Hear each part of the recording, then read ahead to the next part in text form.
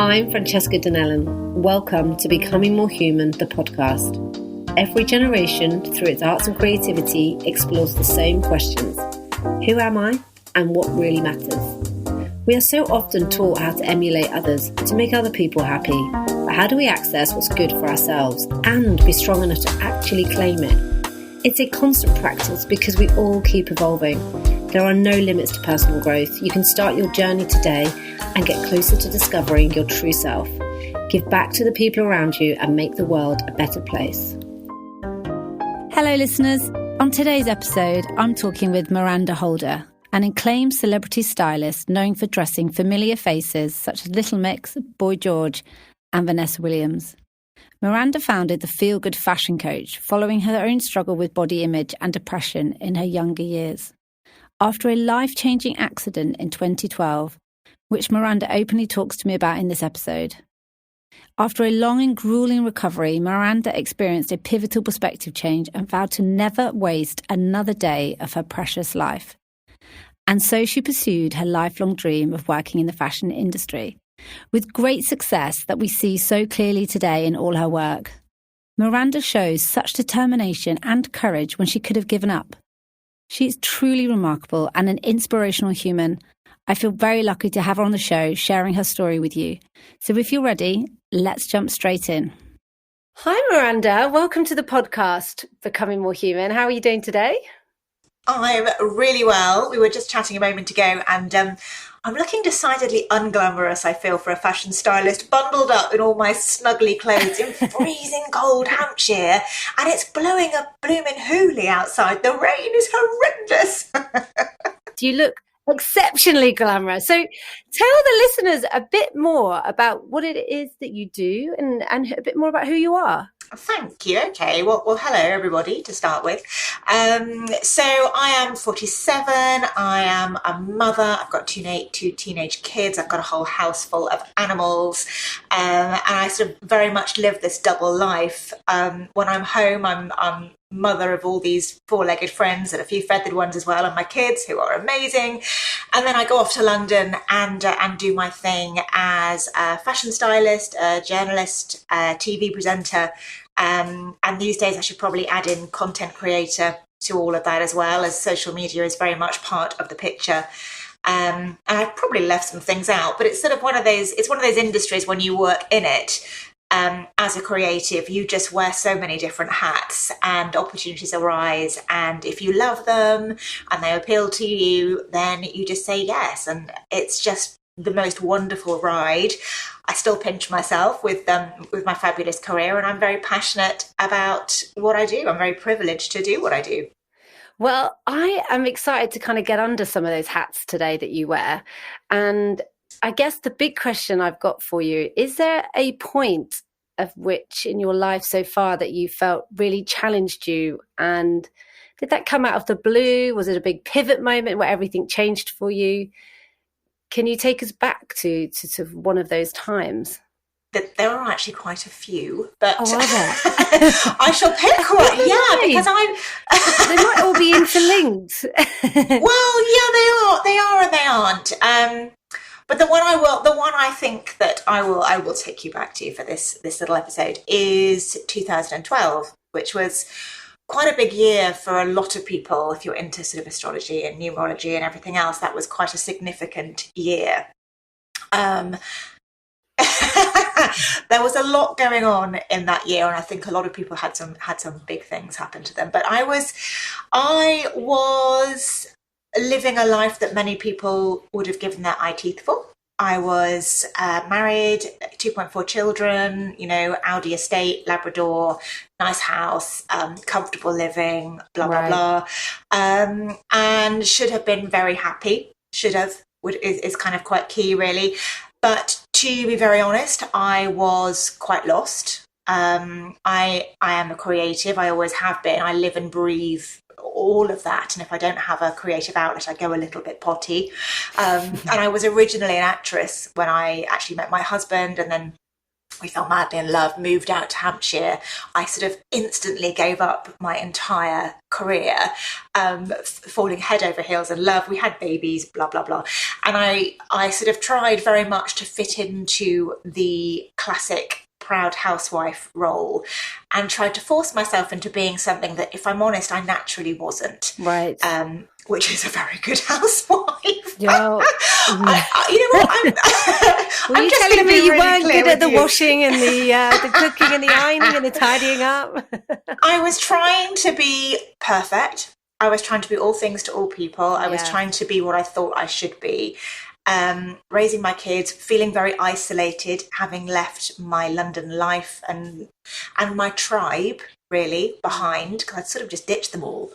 Right. And I was trying to settle in with all the coffee mornings and the mothers' meetings. I was even asked to arrange the church flowers in our village, and make jam. And, there I was trying to be absolutely perfect. But it was entirely wrong for me. But at the time I didn't know that, and I wasn't ready to admit it. So I was actually pretty depressed and dissatisfied with my life, but not willing to even go there or see that. And would you just keep yourself busy at that point, just to fit in, get your head down, and just don't stop? Because if you stopped, is that when you'd have the conversation with yourself? I was very isolated. I was spending time with people that I just didn't resonate with, that didn't light me up, that made me feel rubbish about myself, in their presence, because I just wasn't the same as them. But I was trying so hard to fit in with this set of people that actually aren't me. And I'd really lost my sense of self, which I know can happen anyway when you have kids or at certain points in your life, particularly as a woman. Menopause is another classic. Yeah. But I really, really had, and I didn't realise at the time how important it was to have something for me and have my own things going on, my own life, my own hobbies. I went to the gym, I walked the dog, I did a bit of running, but it just wasn't the same. There was nothing that I was passionate about, and I was missing passion. And I loved my kids. I was, I tried my hardest as a mum, but actually I know that I've been a better mum since I've changed my life, which obviously we'll come on to in a moment, because I've been more fulfilled and more rounded and more happy. And they've I think I've been a better example to them both, and they've seen so many different sides of me, whereas I was quite frustrated and, quite short-tempered at times when I really wasn't living my truth, I guess, but I hadn't realised that. Right. So everything was rosy and lovely, but of course I wasn't happy. I was in the wrong place. I just wasn't quite doing what I was meant to do. And how many years were you doing that for? So when this happened, the kids were 4 and 6. I mean, we pretty much got on with the baby making as soon as we were married. So let's say 6 years, maybe 7. So 7-year rich, perhaps. Very long time. And I was trying to do something. I was trying to find something for me, but it just wasn't going. It wasn't going to plan. So I feel like a greater force stepped in, because my husband and I went on this weekend away, which we did very rarely, but to sort of reconnect as you do. My parents had my kids, and we were driving back home. It was a Sunday. It was late summer. It was dusk. We were both really quite tired and hungover, and it was that sort of half light on the road, and the van in front of us, the brake lights weren't working. And I was doing my usual, which is relaxing in the passenger seat. My husband was driving. I had my feet crossed up on the dashboard, which was my usual default relaxation position when I'm half asleep. And we went into the back of the van in front of us at about, 45 miles an hour or something. Not really that fast, actually, for an accident. However, my legs were crossed on the dash, on the passenger side, and the airbag went off, as it's meant to. It's meant to deploy to keep us safe. But, of course, my feet and ankles were in the way, so it went off. It's approximately 200 miles an hour this airbag goes off at, and smashes into the safety glass. And, of course, my feet were on top of it, so they were thrown against the safety glass, which didn't smash because it's safety glass. So instead, my feet and ankles did. And it was just one of those moments. It was actually enormously pivotal to my whole life. I don't remember the accident. I remember the car filling with smoke, my husband getting out and screaming at me to get out of the car because he thought it was going to blow up. I think it was just the airbag smoke, actually, because I think they explode to come off. But and I sort of came to and went to move my legs to get out of the car. And that's when the most unbelievable, incredible pain that I've never experienced before set in. And you're talking to a hardcore mother here who had 2 natural childbirths, water births, no pain, no, I was, really doing it perfectly. This was something else entirely. So there were a crowd that sort of gathered around us. So they obviously heard the collision, and somehow I was carried out and sort of laid down on a grass verge, and we waited for an ambulance to arrive. And sadly, that wasn't the end of the trauma, really, because it was just one of those afternoons it was a catalogue of errors. As soon as that crash happened, we were waiting so long for an ambulance, and then it was just a car that came. They did eventually give me morphine, but just very weirdly, when I go into shock and when I'm in pain, I crack jokes. It's my default mode. I become the comedian. God, I love that trait. I do really like that trait. It's the most uncomfortable trait for so many other people, but I don't mind it. I think it's my mum sometimes can make jokes or laugh in really inappropriate moments as a kid, and I think so. There you are. Yeah, exactly. In so much pain. I was going to say I used to be an actress, and I was which I loved, by the way. And I was well known for corpsing on stage was definitely one of my things. It's like, don't look at Miranda in a really serious bit, otherwise we'll all be giggling.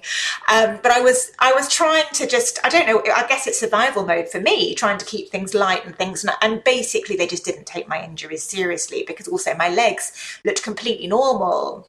They didn't realise how serious the whole thing was at all. So I wasn't on the priority list. Crikey. Yeah, fine. I think they thought I was drunk, I don't know what they thought. They were obviously doing their best, but I remember them exchanging looks over me, and I just remember thinking that these people aren't seeing what's going on. I don't quite know what to do, because I was trying to hold myself together. Then there was another hour wait for another ambulance. I eventually was given morphine. We've got very close doctor friends who said there should have been an entire crash team ready for me as soon as I got to the hospital. I should have been rushed through, but that just didn't happen. So I eventually got taken to the hospital in huge pain, and then I was left in a corridor. They were short-staffed. I was left on my own at this point, desperate for the loo, just so desperate for the toilet, and no one had helped me. I was there probably another hour, and I just started moaning because I'd really had enough by then, and the jokes had dried up. And eventually some lovely nurse found me, and thankfully they started to say, oh, maybe we should help this person. And then it was just this comedy of errors, because I was literally rushed in and out of crash. And I remember they were sort of, it's a little bit of a blur, but they were x-raying parts of my body and arguing over me and trying to work out what was wrong with me. And there was this, I remember there was this, yeah, it was crazy. There was this chaos all around me. And then this junior doctor, and my husband has sort of repeated the story afterwards and made it clearer for me, just shouted at everyone and said, stop it, stop what you're doing. Can't you see she's in a huge pain? We're getting it totally wrong. Right, there was just this most enormous thing. I was just remember thinking, oh my goodness, just give me the drugs. I'm checking out of this. I have no idea what's going on. Petrifying. It really was quite astonishing. And basically, what transpired was I had multiple injuries. I had breaks and many dislocations and very bad nerve damage in both feet. One was considerably worse than the other, but there were many. But what was ridiculous was, and I'm not blaming the NHS, it just is one of those things, they didn't discover the full extent of my injuries for 6 months. So I was in hospital for weeks and weeks, and I was assigned under the pain team because I couldn't get my pain under control because of this undiagnosed nerve damage.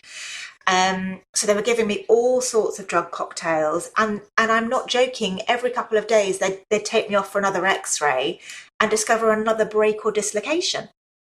I don't quite know how that is even possible, but it was the case. So I guess I was just lined up for a really tough time. My goodness, that's extraordinary. I mean, to have that experience and then for it not to kind of be dealt with quickly, and you're just being sort of dragged out in all of your communications with the doctors. That's quite a lot to take on. It was for one person. It was. How did you cope at that time?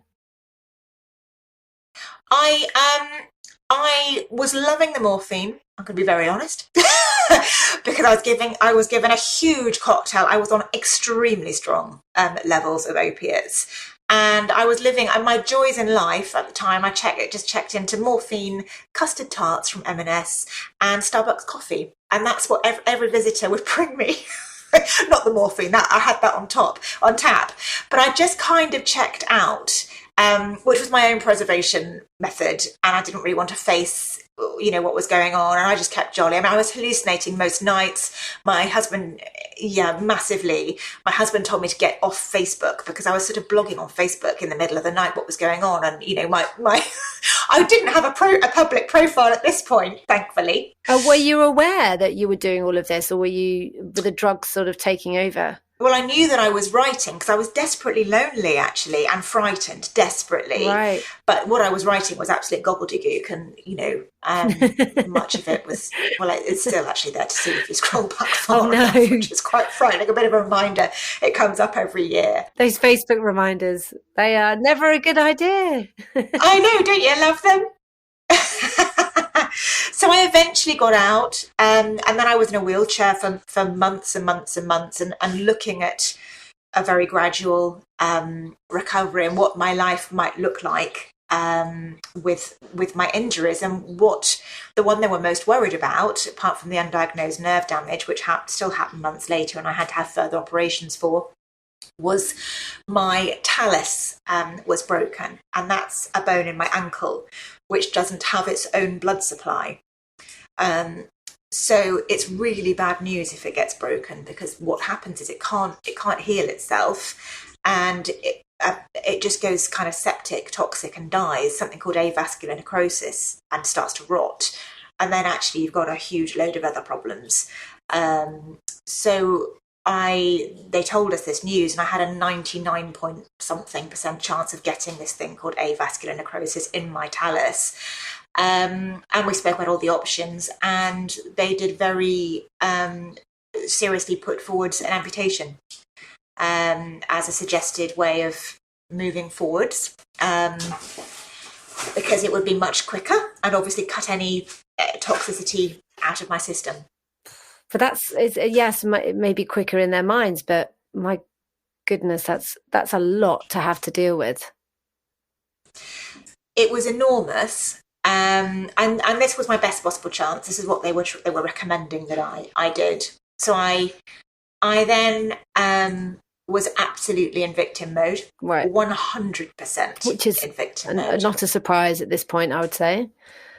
I was exhausted. My nerve pain was still untreated. I was faced with losing a leg, and I had absolutely checked out on life. To be honest, I was living in my bed. I was hobbling around. I was doing wheelies in my wheelchair, actually. That was a little trick that I'd learned to do. Great skill. Thank you. You weren't completely being useless. It was putting yourself to some good work. That was the morphine again. The morphine actually did get me through. And I was on this huge, huge cocktail of drugs because of the nerve pain. So I was absolutely off my face pretty much all the time. Yeah, that's scary. Were you getting addicted to the drugs? I did, yeah. I did. Coming off of them was a nightmare. But what was worse at the time, and what I still have to reconcile a little bit, is that I totally gave up on my kids. Totally. And they were 2 and 4. Actually, no, sorry, 4 and 6. 4 and 6. And I'm getting a bit emotional just thinking about it right now, because my daughter in particular, Jack's my eldest, and kind of face value and tends to roll with the situation. But my daughter was the youngest, and I just remember that she'd be brought to me every time she came in to see me, whether it was at hospital or at home, she'd just burst into tears because she wanted her mum. She wanted a hug. And because I was on this awful cocktail of drugs, really horrendous stuff for the nerve pain, I couldn't deal with it. I just couldn't deal with them. I had no capacity, absolutely nothing left to give. So I literally just I asked for them to be taken away virtually as soon as they came into the room, which is tough to think back on now. Yeah. That's harsh. But that's harsh. It's very harsh, Miranda, because, you weren't yourself and you weren't you, at the core of who you are. You were heavily masked by a concoction of drugs. And added onto that, the pain and everything else that you're going through, you just weren't yourself. It's definitely not something you can allow yourself to think too much about. I'd imagine you get upset thinking about those moments, but you weren't acting like yourself. And that's you know what, ultimately I think that it sounds like a bit of a cop-out, particularly in conversations like this, but I do believe in that everything is meant to be, and it was my path, so that was all part of it. It didn't make it any easier to think of, and I don't like looking back at it, but thankfully we're super close now, and she's all recovered, but she had enormous separation anxiety for a while after that, really enormous. It really knocked her confidence, bless her. So I just totally gave up. I was angry. I was in victim mode. I was horrible to everyone. And I remember arguing with my husband and screaming at him and telling him the accident was his fault because he was driving the car, and threw stuff at him. And I behaved in a very ugly way, which I own. But that's, it's, I know it's easier with hindsight, but, many people going through awful challenges like that in life, it's quite normal to fall into victim mode. It's very difficult to get yourself out of victim mode and into kind of activation mode, into pulling yourself out of the hole that you're in, and how you even go about doing that. It's a huge challenge, and it's very hard, and our brains often go into that fear state very quickly and very easily. We know even on good days how quickly it can jump into fear states, so never mind when you're faced with huge challenges, right? And which you were. So how what happened at that point then, when it sounds like you were hitting rock bottom to me?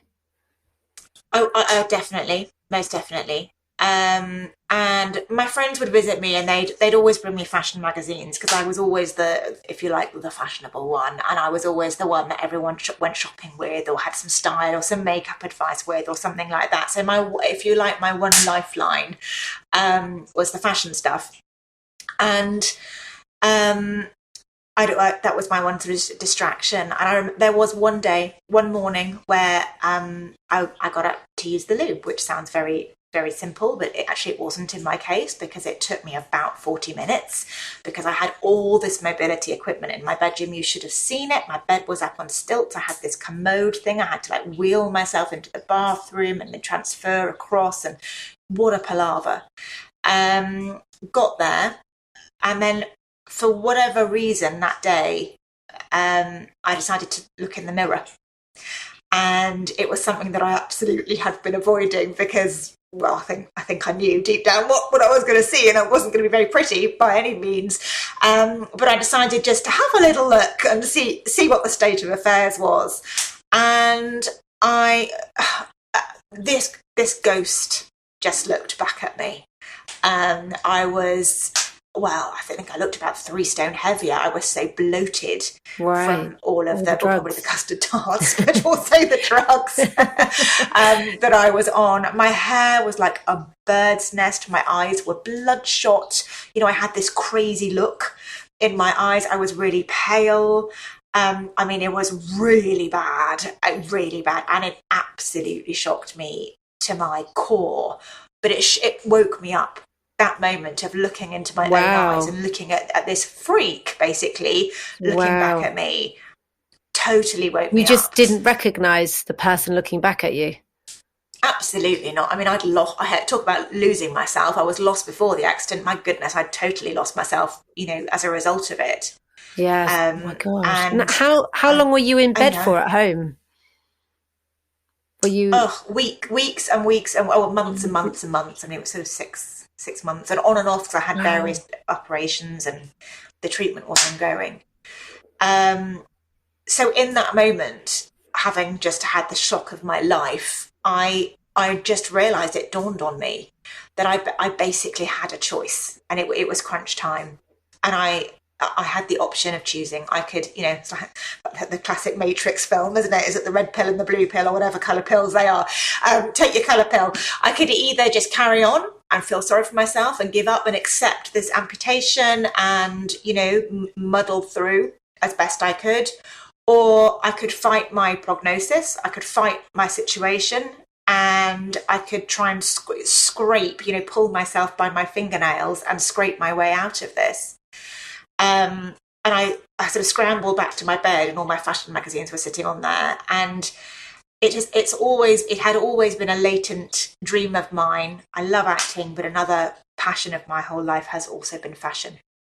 And I promised myself there and then that if I could get myself better in any way, or certainly well enough, I would chase my lifelong dream and pursue a new career in fashion and actually do something for me. So I had that whole wake-up call and resolution right there. That's incredible. And that's exactly how I came across Miranda, actually, isn't it? I came across you on Instagram because of your love of fashion, not through any other means. So that's quite incredible. You set that stall out, and people are taking notice, and it's your career now, and people are finding you for your love and your passion that you have for the industry. It's really incredible. I mean, how did that will carry you? Is that would you call it will? Would you call it faith? What was firing up inside of you that moment that you were like, this is it, I'm changing, I'm making some big changes, and I'm going for it? I mean, I didn't have a clue how I was going to do it. Exactly. The how is like, forget the how. Forget the how. All I knew is what I wanted, which is to get out of this mess, and to kind of reclaim my life, find myself. I just knew that I didn't want this state of reality. I didn't want any more. So I spoke to my husband, I spoke to my friends. He was delighted. I mean, my husband, Justin, was an absolute rock throughout the whole thing. He was running his own business, looking after my kids. I mean, he was just doing the most amazing job. And as soon as he heard that I had some spunk back, he was delighted. And between us, we researched all sorts of things. And I have to say, I threw everything at it, sort of holistically. So that's interesting. So you went down. So I know there's a point where you were looking at an amputation potentially. Was that still being talked about? But now you had kind of got your head together, and you were like, right, let's find alternative ways to treat this. It was a last resort. Right. I absolutely wasn't prepared to accept that as my reality. Yeah. There was no way that was going to happen. So I tried sort of anything and everything and hit it from all angles of just sort of holistic well-being, really. So from acupuncture to Reiki to nutrition. I was very addicted to all of the painkillers. So coming off of those was not easy and fun. And I worked with a naturopath to help me, support me through that. Yeah. And then detox, because of course, the liver had definitely come a cropper, and under all that took a while. Then gut issues arose. Again, not surprisingly, I actually did a course in naturopathic nutrition as a result of all of this, because I just wasn't getting anywhere with the traditional doctors, who normally are great if you break a leg, but in my case they weren't so good. But they couldn't really help me with my complex gut issues. I thought I had Crohn's disease. Actually, it transpired I had Lyme disease. And it was triggered by, so I had in this whole healing from the accident, I had this other healing crisis, and was very, very ill, and again, bedbound again. But what often happens with Lyme is you can contract it, and it's latent, and then it gets triggered quite often by something like a car crash, like a trauma. So you could have, so it can lie dormant, can it? And then it... Yeah. Wow, I didn't realise that. I knew a bit about the disease, but I hadn't realised it was So that's something that just then popped back up then, just to add insult to injury. It's a tricky beast, and it was part of my recovery, and it's something that I still have to pay a little bit of attention to today. I have my ways and means of keeping it all under control, but I know that I have to be careful. I have to look after myself. I can't push myself too far. I have to rest, and I eat as well as I can. Yeah. But that's fine. I think I'm just a highly sensitive person anyway, physically, emotionally, spiritually, and actually I think there's lots of pros in that too. So I try and look at it as a blessing rather than as a complete curse. And what did you find with your alternative therapies then? Is there anything that kind of stood out the most for you out of everything that you tried? There sort of was, because we still had this very real threat of this amputation and my talus, and we had to somehow fix that bone. We were doing homeopathy. I did everything concurrently, so it's often quite hard to pick one thing out, but there was a standout therapy which my husband found, which was something called hyperbaric oxygen therapy, which was I have heard of this. Yes, but at the time totally unheard of. Yes, yeah, absolutely. Only used to treat divers for the bends, basically. Yeah. And I don't know how it happened, obviously fortuitous, serendipitous, but my husband found this professor that was doing a study in it, and he basically said, if there's anything that can save your wife's talus, it's this. That's incredible. Yeah. So we founded a local... For anyone that doesn't know what it is, would you mind just giving just a brief overview? Yes, it's actually amazing. We accessed it at a local MS centre. I say local, in Swindon, and they had a big old-fashioned oxygen tank, and you physically go inside it. It was a multi-place, so they took about 10 people, and it would make the difference for these sufferers, MS sufferers, but literally with some of them between walking unaided or being in a wheelchair. It delayed the disease that much. So what it does is... Michael Jackson had one, slept in one. Justin Bieber's got one for his Lyme. It's quite a celebrity thing to have, I think. It is now. I've got my own oxygen tank.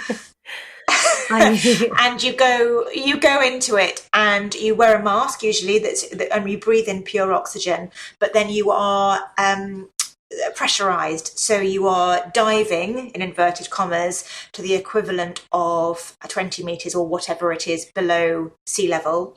So due to that pressure, the oxygen is then forced around your body, and it goes far deeper and penetrates far more than it normally would, and it revascularizes all of the tiny little capillaries and tissues, and if you like, gets to places that other things can't reach. And it's a little bit of, I don't want to say the word miracle, but it seems to have so many applications, because it can help people with dementia, with long COVID, stroke patients. It's incredible for. It's meant to be good for things like cancer. There are beauty aspects too. And the long and short of it is that it saved my foot.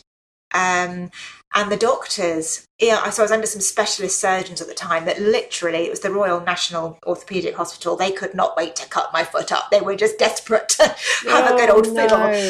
And when we told them about the therapy, they just looked at us as if we were, it's like, no, give it a go. If it makes you feel better, go and try it. And I had... Well, they wouldn't believe anything. Alternative therapies, they just would turn their nose up. And there wasn't, at the time, there was much less written about it as well, research and things done on it. But I went back, and my talus was perfectly healthy, one lovely, healthy bone, and they absolutely couldn't believe it, because I'd been given virtually a 100% chance of this AVN, avascular necrosis. That is incredible. So how many sessions did you have in this tank, and how long did it take? I had 20. I hated it. Which doesn't feel like very many, by the way. It was about an hour and a half each time, but I wasn't in a great space anyway. I was still on the drugs, and it was a very old-fashioned tank, so the whole experience wasn't brilliant. Was hideous. Yeah. These days it's very different, and in fact, my husband, who is this incredible entrepreneur, said to me, after we learned about all its amazing benefits, he said, if ever I get the opportunity, I want to make this more available, because it treats so many conditions. Yeah. It's not out there enough. So actually last year we opened up our own clinic. Fantastic. In Winchester. Yeah. Oh my goodness, that's absolutely fantastic. Huge congratulations. That's wonderful. I mean, you're going to be helping so many more people. We already are. It's incredible. We had an engineer in tears last week because we sell the chambers and rent them, and also people can come into the clinic. And there was a little boy who had the umbilical cord wrapped around his neck, so had suffered brain damage when he was born, and he was about 7 years old. And when we delivered the tank to him, he could not speak. I mean, he was really struggling to get any words out, and was quite mentally disabled on that front. He went to go and tune up the tank last week, and he literally stood at the door and waved and said, "Hi, Steve." And Steve absolutely burst into tears. He couldn't take it. So it's wonderful. Thank you, Miranda. Wow. Yeah. Yeah, we want it to be more available for people. But it is. I mean, I've heard a lot about it, and I do know a few people in sort of their 70s who are using it at the moment for various illnesses, and I'm really aware of it in some capacity. But that you mentioned briefly, sometimes it's the celebrities that you mostly hear about using these things, and it becomes unreachable. But it's amazing to hear what you and your husband are actually doing, and I really hope it can filter down, because it is life changing. It's incredible. I mean, I can't get over how it fixed your foot like that, and it's amazing. And the long COVID results. I don't know where you live, Fran, but you're very welcome to come and have a go. I think I might drive over. I mean, I would love to have a go. I mean, I've no doubt about it. I suffered long COVID. My first point of call, a bit like yours, is to jump straight into the homeopathic route. I'm not very good at taking even paracetamol at the best of times. So I definitely jumped down that route, and obviously there's not much information out there. And again, it's like lots of these illnesses in life, there's not much information, and you do what the doctor tells you. But I kind of resisted that for a long time, and the homeopathic routes definitely worked. But I'd love to give the hyperbaric chambers a go. You'd be very welcome. No, seriously. Yeah, we shall email. You must come and visit. I would love that. So that you've defied the doctors. You've got your shit together at this point. You've defied the doctors. You've got your foot better, which is just incredible.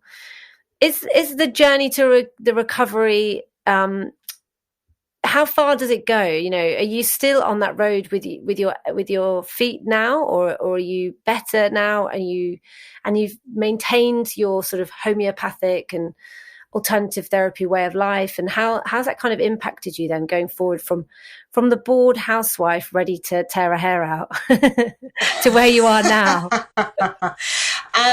Well, recovery wise, I think it's definitely ongoing. I got to the point where I found the most amazing holistic physiotherapist as well, who was just wonderful, and we spent a lot of time together, and he got me to the point where I was actually briefly running on it. I'm not anymore, but I was able to. And you know, I think the worst thing, apart from the amputation, I was told that I'd never be able to A, dance again, and B, wear high heels again, and that to me was, you know, worse than death.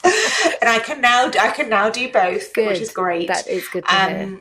Yeah, it is a little bit stiff, you know. Yeah. It's been through a bit of trauma, and it's something that I need to keep. I need regular therapy on, and I still have regular hyperbarics just to keep any arthritis at bay, because that might creep in. Right, okay. But it's not going to, because of the hyperbarics, so that's good.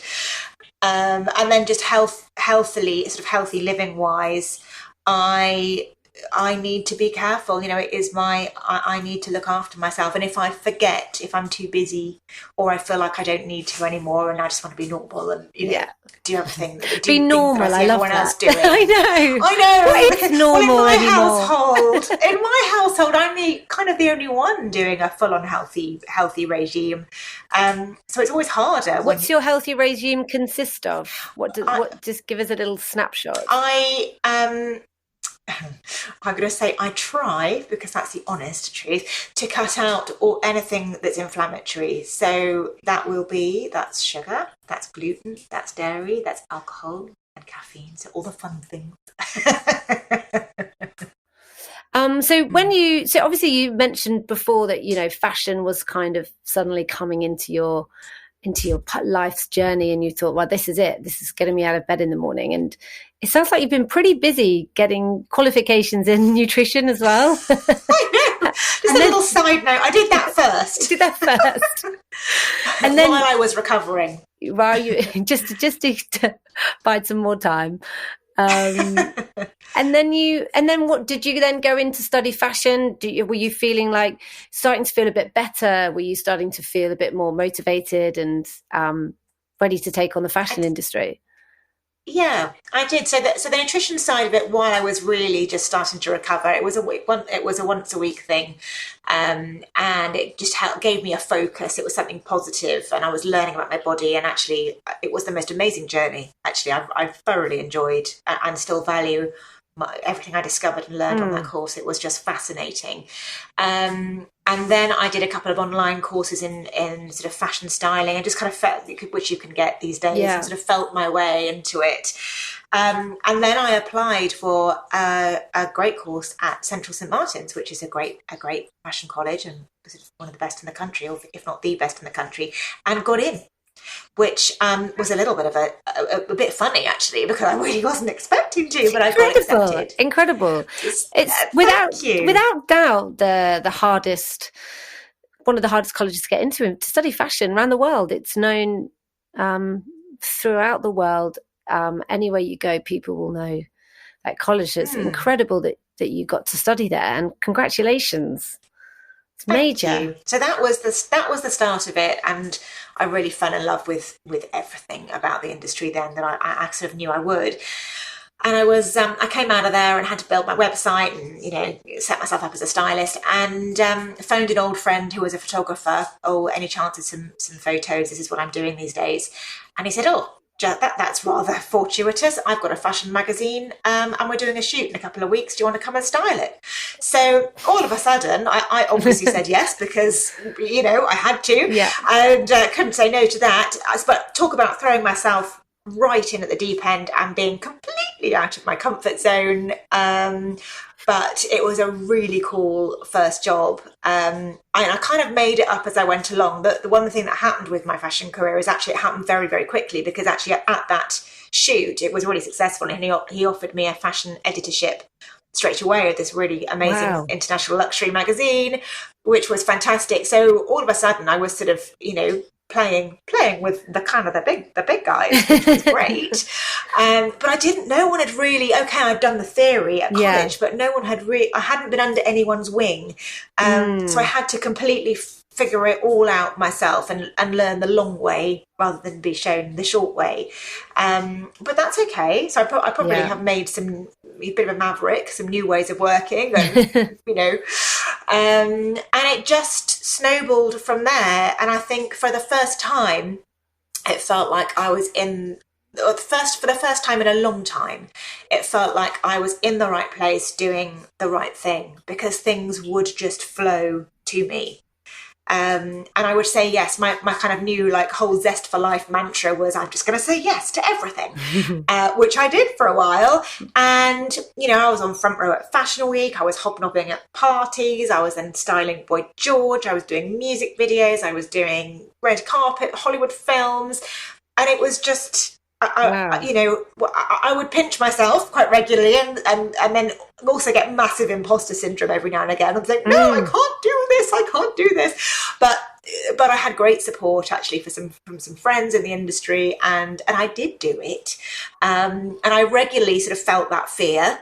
But I just pushed through straight out of my comfort zone and grew in confidence and experience, and it was the most wonderful time. And then I also did some personal styling, so sort of on the side of all the fashion stuff, and I would work with, if you like, real people, mostly women, and chat to them about body shape and their colour and how to build outfits and capsule wardrobes and outfit planning, and how to feel like themselves again. And I think because what I've been through, I can really relate to people in particular who feel quite lost and quite hopeless. And I know there are so many people that look at their wardrobes every day and they get this sinking feeling, or they put something on and they just don't feel like it reflects who they are, or they've changed and their wardrobes haven't, or they just get completely overwhelmed by clothing, because we all have different gifts, don't we? I can't read a map and my maths is pretty dodgy, but I'm really good at things like colour and silhouette and making fabulous outfits and making people feel great. So I'm also a makeup artist as well. Wow! So you also goes part trained and parcel. In that, incredible. And what I love and what I'm so passionate about is empowering, in particular, women. To tune in to their best selves, put their game face on, that transformative power of a fantastic outfit, which literally changes how you stand, your posture, you get the right colour, your skin glows, your eyes sparkle, you feel taller, you feel more confident, and the energy that you then put out into the world is vibrating so high. And of course, people read energy, and energy attracts energy. So you're putting all that beautiful high vibe energy out into the world, and people just want it. People are attracted to you, and the compliments flood in, and it changes the whole direction of your day. I think clothing and physical appearance is so powerful, and particularly in the spiritual community can be very, very underrated. In the whole socks and sandals thing, and caftans and whatever. Although socks and sandals, I will just say, are very trendy at the moment. They're very trendy. Yes. It's a trend. You can, but that's a separate. It is, and it's a different kind of sock and sandal. Yes, it is. Yes. Definitely. But I'm so passionate about that. So, I really enjoy it. From the person you were pre-crash to the person you are now, do you think the person you are now would have been able to do everything they've done sort of pre-accident? Or do you really feel that you learnt so much about yourself and had this huge moment that's really transformed who you were today? Or do you feel that you were always destined to be on this sort of fashion, lifestyle, sort of helping of other women path? I've always had a bit of a calling, I think, to help other people and, if you like, heal other people in my own way. I've always I learnt Reiki at quite a young age, and wow. I now do Rahani, and I love all of that sort of thing. I'm very incredible into my crystals. I'm super into my animals, and I've always been just very intuitive generally. But it could be said that I'm also quite superficial. I like shiny, sparkly, expensive things and playing with colour and making things look beautiful. So I was never quite sure how I was going to marry. Yeah, that's interesting. So I guess the accident gave me the impetus, the push that I needed. I wasn't on. Oh, sorry, if you can hear my dogs barking in the background there. I think a delivery man's arrived. Do not worry, I've got mine here. Thankfully, you're in my earphones and not blasting around the room. Otherwise, we'd have a massive dog barking off competition. Yeah, living in the country. So yes, it gave me the push I needed, so I'm so grateful for that. I mean, it was a very, very difficult time for sure. With the Lyme as well, it was kind of one thing after another. But I think it all happens for a reason, doesn't it? And it's made me who I am today for sure. So I'm thankful for it. And I'm interested in a bit more around your sort of like you said, the part of you that's kind of loves the sparkly, shiny bits. We know fashion can have such a superficial element to it for lots of people. People look at fashion as something that doesn't run very deep, and you are talking to somebody who's obsessed with fashion. So I don't have that attitude towards fashion at all. It runs very deep for me, and it's very much about storytelling, and it's about identity, and it's a huge part of my life. But for lots of people, it isn't. And they see it as this superficial industry, and they see it as this sort of non-tangible thing. It's like, what does that even mean, you work in fashion? And then you have this wildly spiritual side as well, which some people sort of struggle to pinpoint, isn't it? It's like, well, what is that exactly? So how do you balance all of those things? Because you have, without a doubt, you've been wildly successful in what you do and in the job that you have. And do you have to balance those two sides of you? And do you think more deeply about, actually, people don't really understand, they can see the facade of fashion or they can see a crystal, but that's not what spirituality is. Wearing a nice dress isn't the be all and end all of fashion. It runs much deeper than that. I think balancing it is definitely difficult because they are two different industries, and also the sort of energetically, fashion can have quite a negative sort of dirty energy, if you like.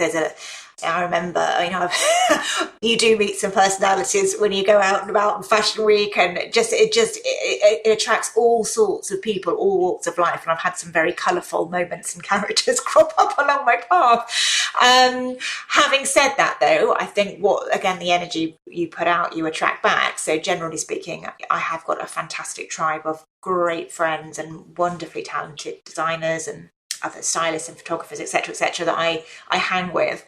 So that's great. But yes, they are quite different. And I have to maintain my sort of spiritual practice. And I think it is a question of developing a practice. In fact, I've just had a great friend stay for the weekend he has just left me, and we were talking about this. And I think when you get busy or you think that you're okay, it's easy to put those little tools down, and you have to find out what works for you. And it's all very different. At different times, probably different tools come in. And for me, it's things like meditation, whether that's a walking meditation while I'm walking the dogs or walking on my own, or in the evening, and journaling, gratitude diaries, affirmations, that sort of thing. And just constantly opening my mind. And if I'm challenged or I'm triggered, trying to work out actually what the lesson is for me. Because if we're triggered, it's usually because things are being reflected back that are in ourselves. We're seeing something that we don't like in someone else, but actually it's in ourselves, if that makes any sense. A yes. law of reflection. But it's a constant. I was just going to say, it's sometimes much easier for people to ignore those moments when we feel uncomfortable, when things are being reflected back and we're feeling triggered. It can come out in anger definitely. Or frustration. How do you have a sort of a practice where you sort of deal with those moments? Do you now, when you're feeling sort of something's being reflected back, do you sort of sit quietly? Do you meditate? Do you talk it through with somebody else? Do you have a therapist? So I've just come out of a real funk, which is quite funny because there I am talking about spirituality and how, I love to be aligned and I do, but we're all blimmin' human, right? And it's all a journey for all of us. And so it's learning to accept that we're going to have those highs and those lows. And for me, this time I had to wait for the right moment to get back into an upward trajectory. And I think that the longer that you work on yourself for, and if you like to kind of coin a spiritual term, the higher you start to vibrate at, and the more you achieve on a spiritual level, when you do have a little bit of a dip, it feels like you're crashing back down and it's sort of at the end of the world, because you've got so far that all of a sudden that you just passionately don't want those lower negative feelings, that dark energy, to come back, because you're just you're loving all that, vibrating with the heart, the gratitude and the love and everything else, but that's not the human experience. So I think it's part of what is beautiful about being a human and part of our growth. But what I do, I think there's a timing. I don't think it's right to push it away. I think if we're feeling crappy, I don't just sit and quickly write a gratitude list and try and change my mentality, because I think it's important to sit with it and go into it and find out what there is that needs to be uncovered. And for me, I think there are many layers of I'm sure for everyone, there are many layers of healing still to go through. I had quite a difficult childhood in many ways. I had very narcissistic parents, right. And that was quite tough for me, which is probably a whole other podcast episode. That is another podcast episode. Absolutely. Crikey. But we've all got our stuff. Yeah, so, that's still a huge amount to deal with narcissistic parents. we're familiar with it in adulthood, but to deal with that as a child is quite overwhelming, I'd imagine. Yeah, I know. I am separated from them, which was a very difficult decision a few years ago. Very, very difficult. Wow. But it was the right thing to do. Yeah. It was very heart-wrenching, but it was the right thing to do because I couldn't change the situation and I couldn't change them. So I had to step away from my kind of own mental health. Yes. But I'm grateful for them. They did do their best with what they had. Yeah. And I still love them very much. And I do hope that we might be able to sort of come back together in some way. But what I have to learn is not to put my expectations on them. I have to be able to not expect anything from them. And I'm still not there. So we'll have to wait. We'll have to wait for the time being. The Miranda who was around pre-car crash, who was feeling a bit despondent with life and not really feeling fulfilled and feeling slightly suppressed, what would you tell that woman now if you had the chance to give her some advice? I would tell her to start thinking about herself, to stop rushing around and trying to be all things to all people, and to listen to the voice inside her that she had tuned out, and listen to that, and then start taking things back for yourself. Is there like a book, a piece of music, a film, or anything from the arts, I guess, that has really inspired you? Is there anything that's ever stuck with you that you're just like, this was really special, or this really resonated with me? There's so much, actually. Trying to pick out one. I mean, the arts and creativity is a huge pool. I mean, I often sit down and even now will, get stuck into a Netflix series and think, aha, I didn't expect that. And it might be because my husband chooses it. And I'm thinking, I'll watch anything because I always know I glean something from it that I can apply to my life. Yeah, definitely. So just two that spring to mind, because I mean, there are so many things, and they're both TV film. So I have always loved the film The Truman Show. And I just think that's amazing. I mean, I love Jim Carrey. Yeah. Actually, I think he's incredible. His manifesting stories and stuff are just out of this world, very inspirational. But I love that whole thing of it. Everything is not how it seems, and he chose to believe that he lived in this situation. Yeah. And once he opened his eyes to other possibilities, his whole dynamic changed. And it's just an amazing metaphor, I think, for so much that's going on in the world, particularly at the moment. There's a bit of a change going on. And then another one that's amazing. This is more of a chit chat now rather than sort of inspirational, but a great recommendation is Severance on Apple TV. If you haven't seen it, I haven't seen it. Fantastic. Oh, so it's another metaphor, but it's basically. It was directed by Ben Stiller, and the artistic direction and everything else, and the acting is out of this world. It is art. But it's about a group of people in small town America that choose to work at this company. But to work at the company, they have their mind wiped in the lift on the way to work.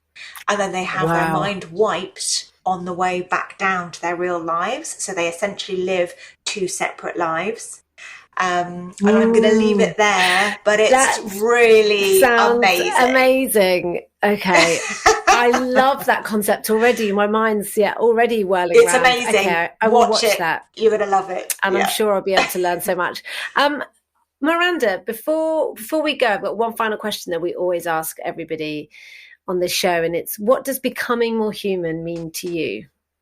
So becoming more human, I think, it's a big statement, isn't it? But I think it's being unafraid to be vulnerable and be more open with each other.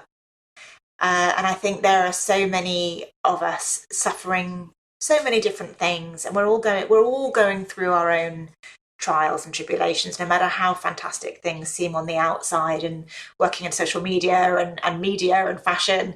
We're very much about portraying something to the outside world, but I think being more human is being more vulnerable, more accessible, more open and honest, so we can actually be real with each other and properly connect with each other, which I think is so important, particularly now more than ever, because it's a pretty tough world at the moment out there.